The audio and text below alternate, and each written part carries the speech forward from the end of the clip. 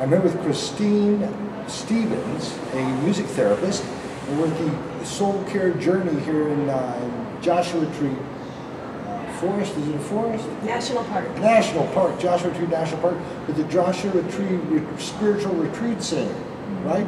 Great to meet you. Nice to meet you. Now you've got, this isn't just about the drums, this is about the metaphysics of the sounds, right? Absolutely. Tell me about that. How'd you get started in this? Well, I really find that the drum is an immediate access portal for people into that center point of music. Access portal for people in the center point of music. I know a lot, but I don't know that much, so tell me what that means. I find that all of us are musical beings. We are human instruments. We're moved by sounds, right? Right. We don't. When we hear music on the radio, when we hear a good driving rhythm, unconsciously our bodies start tapping, our feet start tapping. Right. When we hear a song that reaches our heart, we get goosebumps. Now, is that just because of, in your experience, because of our association with the song? Or is that because of some melody, certain beat, certain aspect of the music?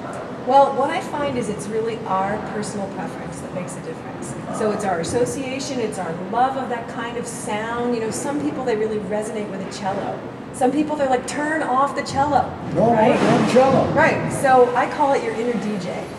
You know, this has been a theme at this conference, right? SoulCare is about that inner discovery. So I find that we have an inner DJ. And that DJ knows just what you like and what you don't like. Music is as important to us as food. It feeds our soul. And you like certain kind of food, right? You're a spicy eater, maybe, I'm guessing? I love it. Yeah. So we all have different tastes. Some people love spicy music.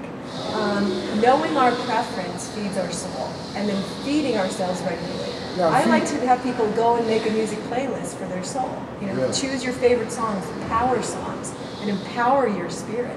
Well, you weren't playing with barbers when I went to become a music therapist, were you? How did that transpire?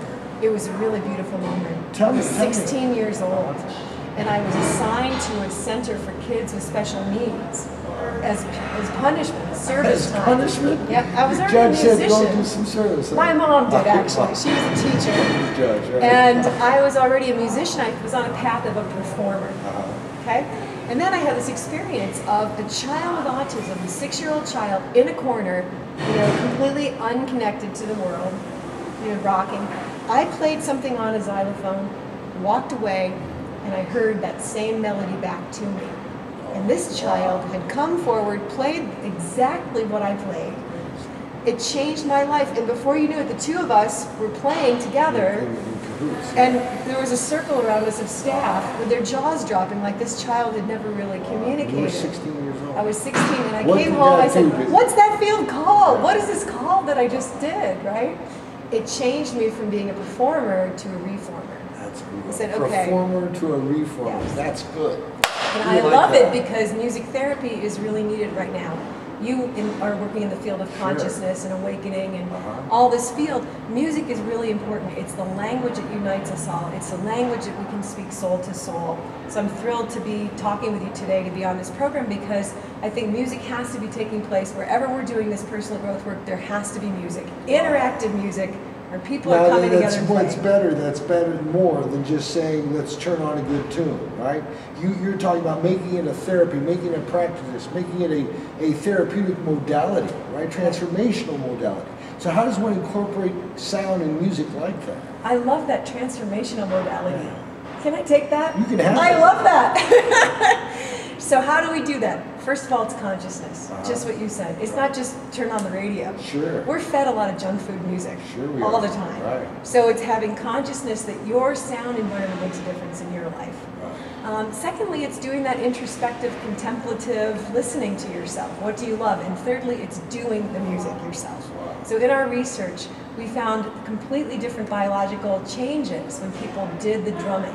When they just listened to drums, their biology didn't change. But when they picked up a drum, their natural killer cell activity increased. Killer cell, that's the white blood cells. White blood cells, which is the immune system, which seeks out and fights viruses. Right. So we want to strengthen that. We want to be constantly... So when you're actually, is it the motion, is it the vibration, is it the sound impact on your eardrums? What is it? Well, it's probably not the sound impact on your eardrums. In fact, I'm always really careful that I'm not drumming too loud to hurt my ears. Exactly. Because the eardrum is an important drum. Sure. But what you just did, you just air drummed, look at that. It's physical exercise. That's one of the components that makes a difference. Secondly, it's self-expression.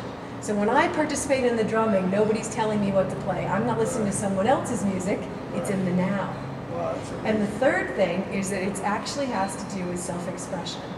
And just like journaling is self-expression. I noticed during the drum circle we did the other night here at the SoulCare Journey event in Joshua Retreat Center, Spiritual Retreat Center. I noticed I picked up my own beat. Granted, I wasn't isolatory. I wasn't the only person doing that beat, but I picked up my own beat, my own rhythm, right? And it coincided in perfect collaboration with everybody else's rhythm. Yeah. Isn't that cool? That's wonderful. Right. Now, and what's really great is how much effort did that take you? Once I figured out how to hold the rattle and the beat, the stick in the same hand, so that it was nothing. There's no problem at all. Right. In fact, you can't do that if you try too hard. Right. So there's a component of what the drum circle teaches us that has to do with surrender, letting go, effortless playing. Wow. Entrainment doesn't happen unless we get to that place. And the beautiful thing about the drum circle too, what you're articulating is, it takes a tribe. You know, it really is fun to play with others. Yeah. And we all hold that beat, but yet we can find our own way. Yeah, but I watched was so amazing because I was holding my own, but it would just coincide with everybody else's. Right. Yeah. Well, it would be harder to play against that group, right? It would take a lot of effort to do the body naturally picked it up and went with it. And then threw my own, nuance in on it. Our bodies are rhythm. We already are rhythm. So in that song, walking in rhythm, moving inside. That's right. And in this book that I just wrote, Music Medicine, I talk about... That's your third book? Yes. Yeah. Rhythm is the medicine for the body. Rhythm is the so you're right. You feel it in your body. In fact, I've seen people be like this, I'm not going to do this. This is really dumb. And they're like in the beat, right? You already got it, right. They already got it. What is it that gets in the way of that? People. Their own homeostasis, their own familiarity, their own issues with hanging on to what they think you know, holding on to that story. And part of the story is often, I don't have rhythm. Right. I'm not musical. I'm not creative. Right. There's such a striking tendency to restrict ourselves in this culture, I find. Right. So many people are afraid. But when you let go of those chains, you get to discover all this. Now, it's so cool that you've done, but you graduated from University of Arizona, was it? Colorado State. Colorado State, and then I understand you worked for the Remo Drum Company.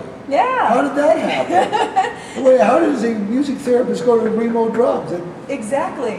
Well, it's part of what's happening on the planet right now, right? When did that happen on the planet? This is not new. This didn't happen yesterday. No, I did this about 7 years ago. They were looking for ways to reach the wellness market. Remo Belli, the owner and founder of Remo Drum Company, is married to a medical professional. She's a physician, an alternative medicine practitioner. I was going to say alternative. Drumming and medicine don't go together. Right, well, complementary medicine. And she kind of homeschooled him and started taking him to medical conferences with her, and he'd bring along drums and start drumming with doctors. So that bridge created my job eventually, and then their scientific research that was published in 2000 by Dr. Barry Bittman created an amazing platform for us to start a division on drumming and wellness. What did they say to you? Yo, Christine, Stevens, we need somebody like you on the staff. We don't know what we're doing, we don't know why, but tell us. I'll tell you, it was very revolutionary. I mean, for a music therapist to walk into a drum manufacturer, right? I would go into the back and drum with all the employees. I was like, this is so therapeutic. I love this job, right? And it was, the interesting thing was that I had to sort of educate the staff that I wasn't a traditional person on the team. I wasn't just going to sell numbers. You were coming in from a therapeutic, what is good for the body, and how can we enhance that for the body, and communicate that in palatable terms. Right, how can we find our new customers? So I took drums to yoga conferences, and I took drums to medical conferences, and I would give keynotes and then do drum circles. Well, you've done that all over the world. All over the world, and so here we are today with it. You just got to do that in Iraq, didn't you? I did, and in Bali, not with the troops, but with the Iraqi people in Kurdistan. And now we have a program in El Cajon, California, near San Diego. El Cajon, drumming with Iraqi refugee women. Oh, that is so it continues. Her name's Christine Stevens. She'll give me some letters behind her name. What are you?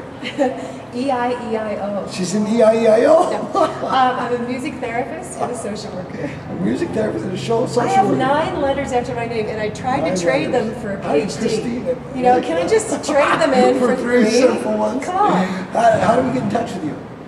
UpBeat Drum Circles. Beat, B-E-A-T? Uh-huh. Drum Circles. UpBeat Drum Circles. UpBeat Drum Circles, all one word, .com? Yep. UpBeatDrumCircles.com. If you go outside under a full moon and play a beat, I'll listen. Really? That is so. Her name's Christine Stevens. I'm Bradley Cook.